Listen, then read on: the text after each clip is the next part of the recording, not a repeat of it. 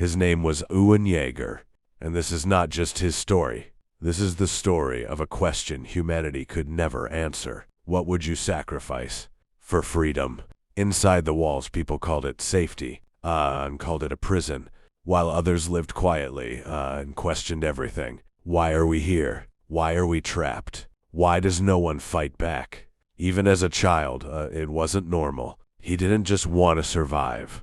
He wanted to live without limits. And that difference made him dangerous. The day his mother died didn't just break him, it rewrote him. Most people would cry. Most people would grieve. And chose something else. Rage. But here's the truth people miss. An didn't just hate Titans. He hated the feeling of being powerless. That moment, watching his mother die, wasn't just trauma, it was humiliation. And from that humiliation came obsession.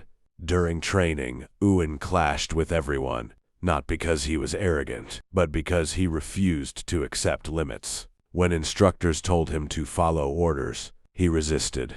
When others gave up, he pushed harder. But here's what makes Oi different. He wasn't trying to be the best. He was trying to destroy the system itself. When Oyen was swallowed by a Titan, that should have been the end. But symbolically, it was the end.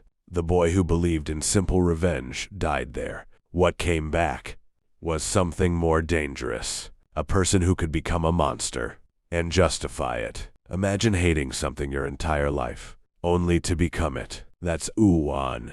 Every transformation wasn't just power. It was a reminder. You're no different from the enemy. And yet, he kept going. Because for Younes, the goal mattered more than the cost. When Reiner and Bertholdt revealed themselves, it shattered something deeper than trust. It destroyed Eren's understanding of reality. Because if your enemies can laugh with you, eat with you, fight beside you, then who exactly are you fighting? This is where Yuen begins to realize. The world is not divided into good and evil. It's divided into survivors and victims. The basement didn't just reveal the truth. It destroyed hope. Because the enemy wasn't Titans. It was the entire world. And no matter what An did, the world would never accept him. That realization changes everything. Because now, there are only two choices. Fight or be erased. This is one of the most important moments. Everyone else saw beauty.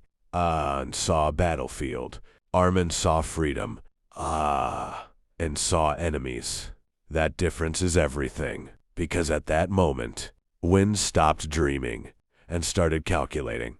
Doesn't become a villain overnight. He becomes quiet, observant, distant. He stops arguing, stops shouting, stops reacting, because he's already decided. And that's what makes him terrifying. Not anger, not rage, but certainty.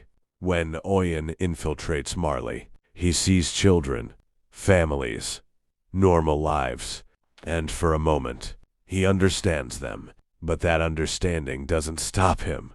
It confirms his decision. Because if both sides are human, then war will never end, unless someone ends it completely. It doesn't believe he's right. That's what makes him different from typical villains. He knows what he's doing is wrong, but he also believes it's necessary. This is his logic. If I do, nothing gives, my people die. If I fight, gives, the world suffers.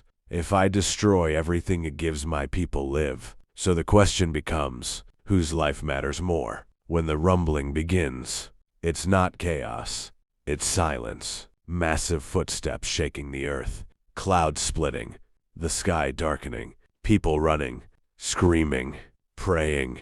But An doesn't hesitate, because hesitation means doubt, and doubt means failure. The most painful part of Eren's story is not the destruction, it's who stands against him.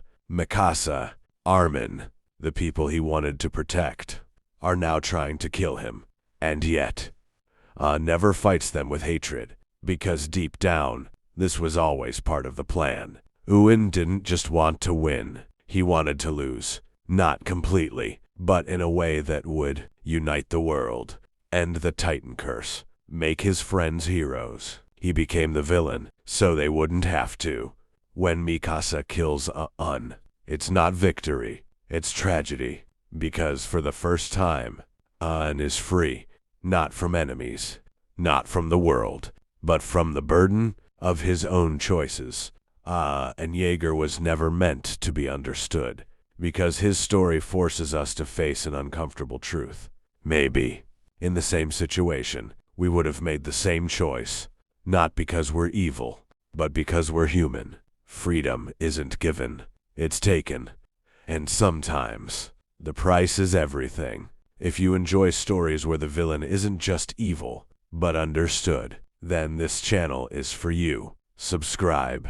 Because sometimes the villain has the truth. We often talk about heroes and villains as if they are born that way. We look at the young, Eren Yeager crying under that tree in Shiganshina, and we see a boy who just wanted to see the ocean. He was the hero of his own story, driven by a pure, albeit violent, desire for freedom. But the lesson Uin teaches us is far more uncomfortable, that the line between a hero and a monster is often just a matter of perspective and time.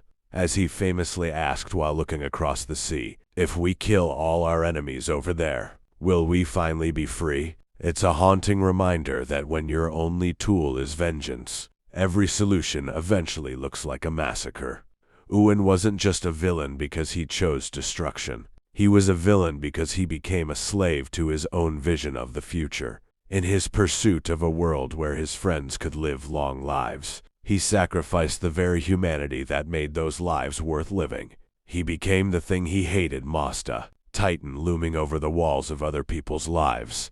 This is the villain was right paradox. We understand why he did it. We see the logic in his madness. But understanding a villain doesn't make them a hero. It just makes them a tragedy. And reminds us that the moment you stop seeing your enemy as human, you lose the right to call yourself the good guy. Freedom it wasn't a peaceful field or a quiet sky. It was the absence of anyone who could say no to him. By the time the rumbling began, Uin had stopped being the boy who wanted to save the world and became the man who decided the world wasn't worth saving if it didn't fit his terms. He traded his soul for a horizon made of ash. The lesson here is simple but devastating. True freedom isn't found in the destruction of your enemies, but in the strength to find a different way.